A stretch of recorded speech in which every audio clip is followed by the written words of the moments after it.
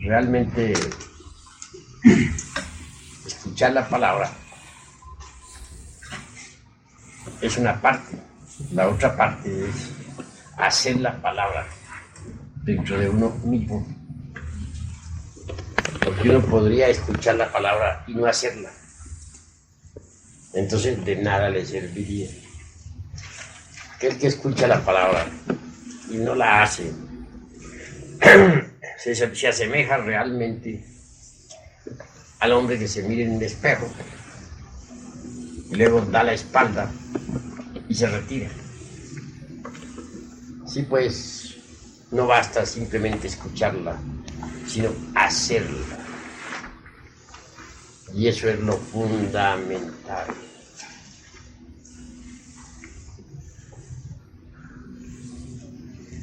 Hay un sacramento que está muy relacionado con el del matrimonio. Me refiero en forma enfática al sacramento del bautismo. Es importante tal sacramento. Lo tienen no solamente la religión ortodoxa católica, sino también la religión ortodoxa rusa, la religión de Armenia, las religiones hebraicas y la de los lamas, la maometana y multitud de sectas. Siempre que alguien ingrese en alguna de esas religiones, en alguna de esas sectas, es bautizado.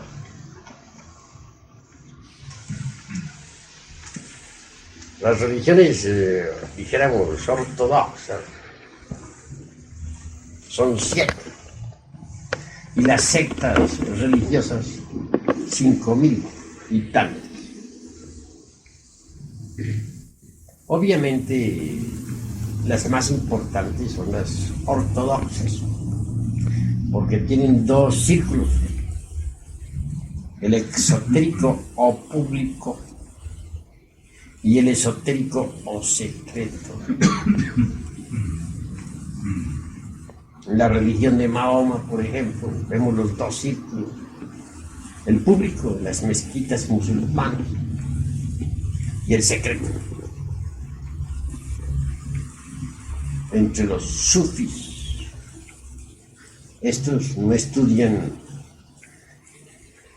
el libro sagrado del Corán en forma meramente exotérica, sino esotérica, dejando a un lado la letra que mata, para aprehender o capturar el espíritu que vivifica y da vida. Lo que está escrito entre líneas, lo que las multitudes no son capaces de entender. Igual sucede en las otras religiones ortodoxas. Aún dentro de la misma religión cristiana denominada catolicismo, hay 2 círculos, el exotérico o público y el esotérico. Por ejemplo, alrededor de la Sierra de la Demanda, en España, en la Sierra de la Demanda, alrededor de todo ese monasterio de Cataluña, hay una cadena de monasterios gnósticos. Sin embargo, aparentemente parecerían de tipo católico. Los curas ahí dicen misa, predican en el púlpito, etc. Pero se reúnen en secreto a puerta cerrada a estudiar la gnosis. Son gnósticos. Y es toda una cadena de monasterios. Se estudia el esoterismo crístico.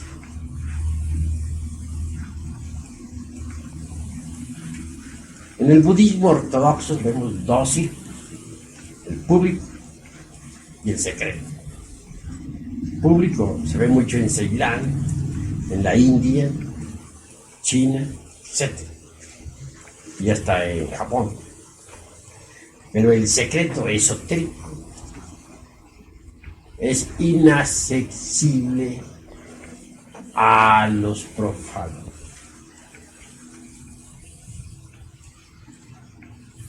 En el Tíbet encontramos las dos formas del budismo: la parte pública para el público y la parte secreta o tántrica para los iniciados. Esto hay que saberlo entender. Nosotros seguimos el sendero secreto. Somos los gnósticos. Los gnósticos que fueron echados a los circos de fieras en tiempos de Nerón. Los gnósticos quemados vivos en las hogueras de la Inquisición. Los gnósticos esenios, entre los cuales está el gran Camil Jesús. Los peranticenos, los peratas. Los agustinianos, etcétera, etcétera, etcétera.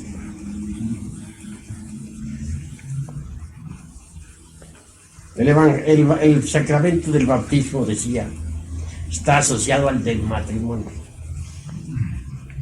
y existe en todos los cultos, no solamente en los ortodoxos, sino también hasta en las sectas muertas.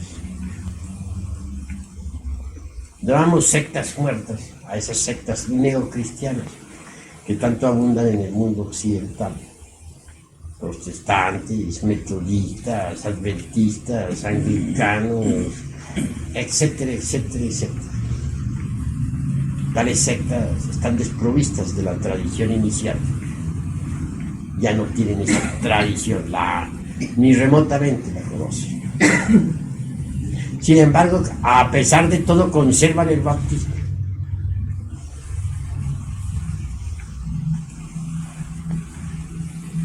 El bautismo es anterior a la venida de Jesús en Cristo. Si ustedes se toman la molestia de estudiar el Ramayana, encontrarán abundante documentación.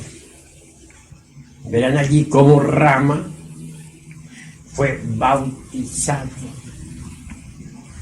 Su gurú le instruyó primero en los misterios de la potencia y de la superpotencia, es decir, en los misterios del sexo.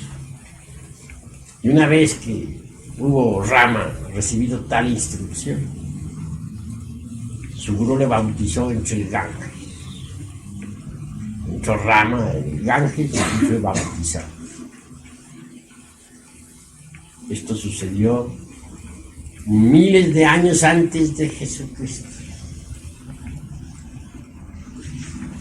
Juan el Bautista bautizaba. Decía que él bautizaba con agua, pero que vendría uno tras de él que bautizaría con fuego.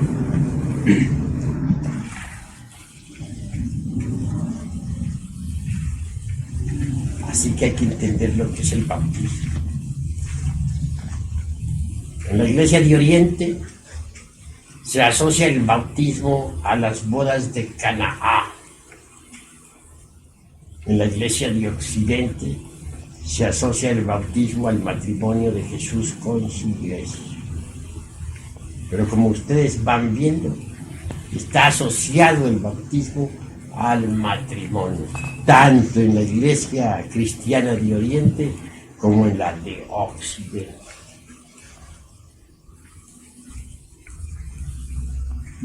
Incuestionablemente la pila bautismal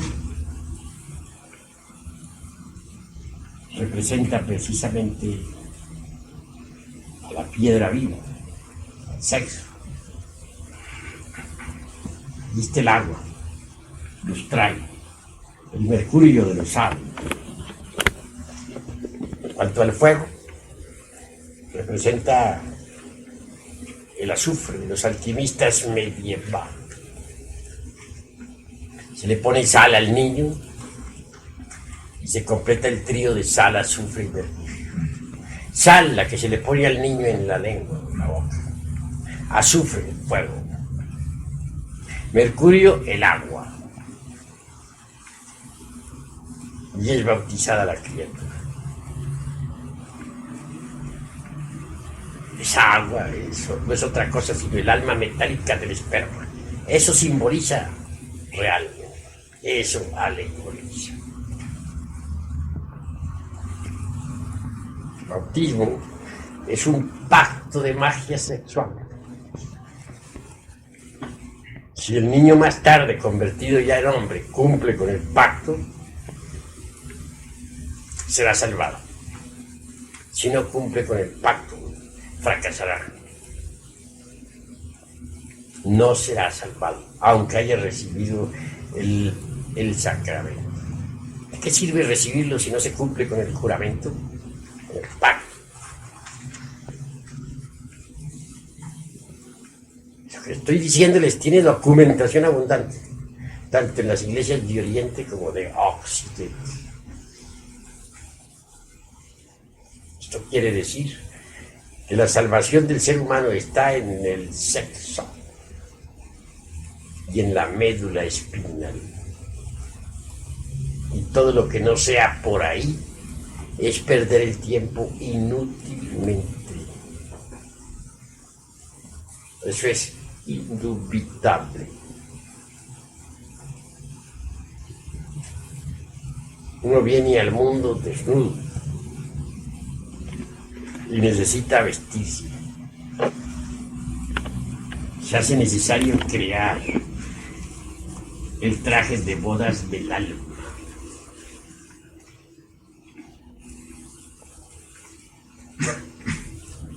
En la alquimia, dicho traje recibe el nombre de Soma Helíaco, el cuerpo de oro del hombre solar.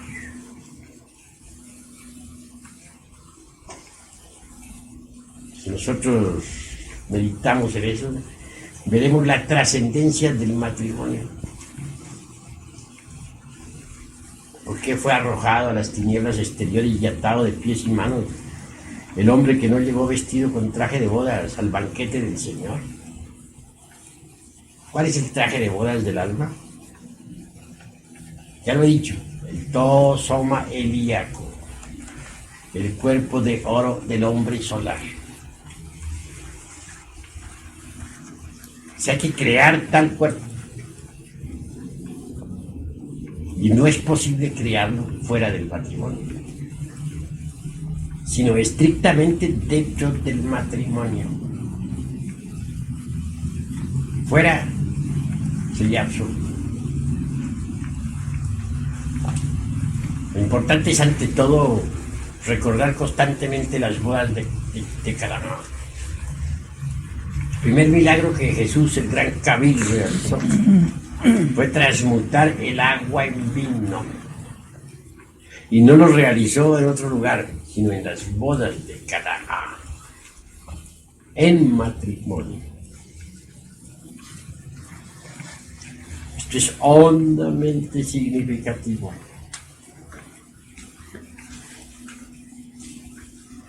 Obviamente, grandioso. Ya conocen ustedes el secretum secretorum de la alquimia. Ya conocen ese simple artificio que permite la transmutación.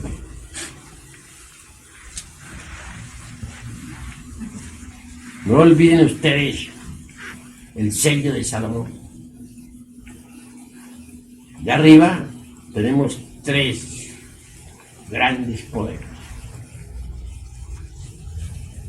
Padre, el Hijo y el Espíritu Santo. Ellos son los 3 supremos de la Cábala.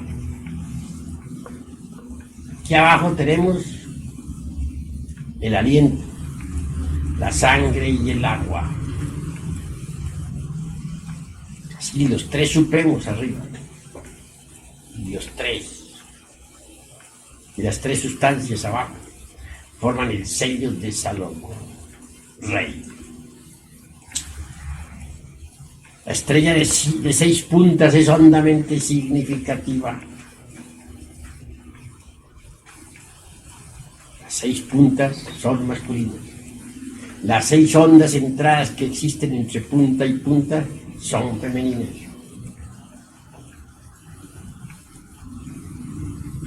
Esa estrella alegoriza al logos.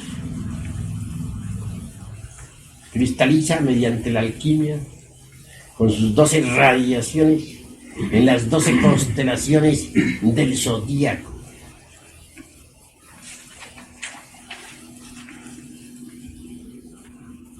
Es hondamente significativa tal estrella.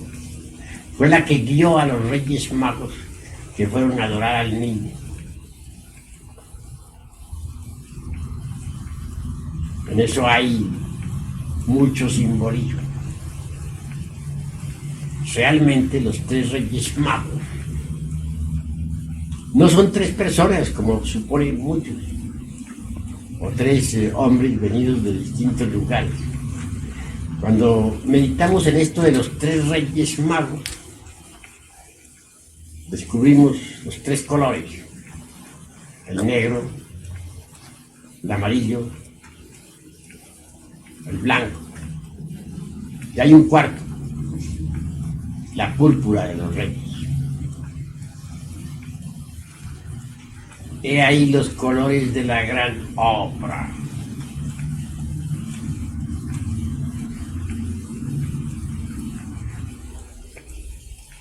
El matrimonio gnóstico es grandioso. El matrimonio gnóstico se propone, ante todo, la cristificación. Mediante ese delicado artificio tan sencillo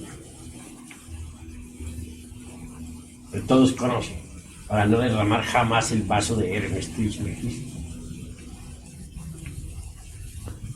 se fabrica el mercurio de los sabios. Y ese mercurio, tan citado en muchos libros de alquimia, es el fundamento de toda nuestra autorrealización. En principio, visto ante el ojo de Dagmar, ese mercurio es negro. En principio, más tarde se torna blanco. Entre las aguas negras tenemos nosotros que sacar la gelatina blanca.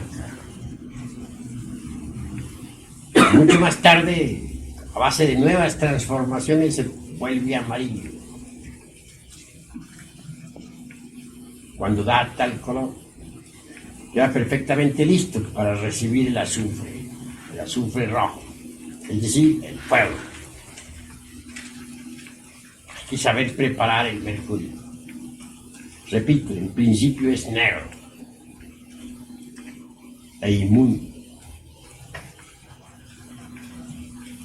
Se encuentra en estado caótico. Está representado por el cuervo negro de la muerte. También se le alegoriza con la flor negra,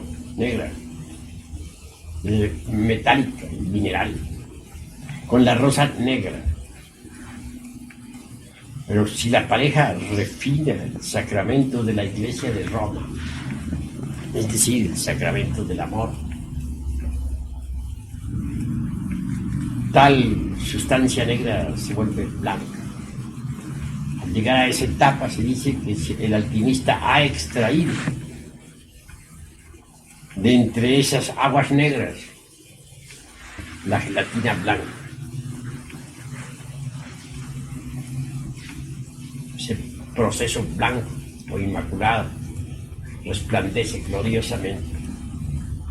Al llegar a esa etapa del trabajo, se dice que el alquimista está trabajando con la blanca paloma del Espíritu Santo. Muchísimo más tarde se torna amarillo tal mercurio.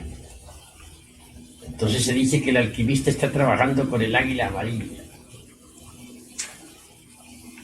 Por último, despierta el fuego sagrado en nosotros.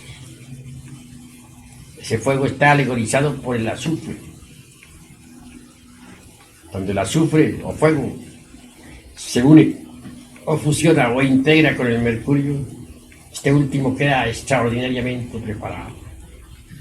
Un mercurio azufrado, provisto además de un poco de sal sublimada, forma un torbellino que asciende por la médula espinal lentamente, abriendo las 7 iglesias del Apocalipsis de San Juan. Si persevera el alquimista, con esa sustancia maravillosa, con ese mercurio azufrado, podrá crear naturalmente un cuerpo astral. El excedente de ese mercurio azufrado viene a cristalizar en la forma esplendente y extraordinaria del cuerpo astral. En una segunda octava cristaliza el excedente en la forma del cuerpo mental. Y en una tercera octava en la forma del cuerpo causal. Cuando uno posee un cuerpo astral, sabe que lo tiene porque puede viajar con él a cualquier remoto lugar del espacio infinito. Cuando uno tiene un cuerpo mental, puede asimilar la sabiduría universal. Cuando uno tiene un cuerpo causal, puede manejar las circunstancias. Al llegar a ese estadio del ser, se reciben los principios anímicos, se transforma uno en un hombre de verdad. Un hombre auténtico, un hombre legítimo. Tiene derecho pleno a asistir a las bodas del Cordero Pascual. Pero aún más es necesario. El Hijo del Hombre tiene que perfeccionar esos cuerpos que ha fabricado, hasta que ellos en sí mismos y por sí mismos resplandezcan con el oro del Espíritu. Cuerpos de oro, penetrándose y compenetrándose mutuamente sin confundirse. Son verdaderamente el todo soma Elías, el traje de bodas del hombre solar. Uno posee el cuerpo de oro. Podría decirse que viene el gran desposorio. Entonces el alma se desposa con el Cordero. Esa es la cristificación. A través de estas explicaciones simplifico para que ustedes puedan entender. Este matrimonio gnóstico que hoy se ha celebrado tiene un solo objetivo: crear el cuerpo de oro del hombre solar. Ese es el objetivo, para lograr el desposorio con el Cordero. Que pienso que este matrimonio no se ha unido únicamente para reproducirse como lo hacen todos los animales intelectuales de la tierra. Creo que se busca algo más. Creo que el anhelo es mayor. Tengo entendido que se trata de crear el cuerpo de oro del hombre solar. Pues ese es el objetivo, ese es el máximo anhelo para lograr la liberación final. Así pues, no podemos menos que felicitar a esta noble pareja que sigue el camino secreto que conduce a la autorrealización íntima del ser. Lo importante es que haya continuidad de propósito si se quiere llegar a la meta. Que el entusiasmo no sea pasajero, que el entusiasmo persista durante toda la vida. Aquí no les decimos a ustedes que el objeto del matrimonio es criar hijos para el cielo. Nosotros no les decimos eso. Nosotros les decimos que el objeto del matrimonio gnóstico es lograr la creación del Tosoma Elías, el cuerpo de oro del hombre solar, para desposarse con el Cordero, para cristificarse. Nos interesa de los contrayentes su cristificación. Y lo primero que les aconsejamos es no derramar jamás el vaso de Hermes, transmutarlo, convertir el agua en vino. esperma sagrado debe transformarse en el vino de luz del alquimista.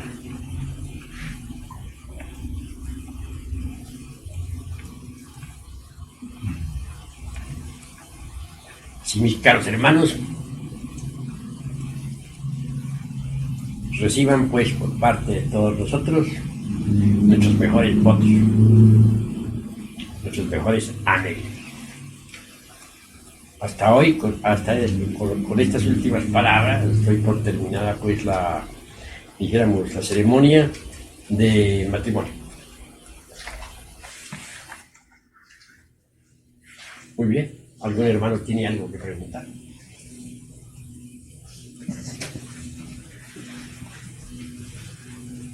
No hay nada que preguntar.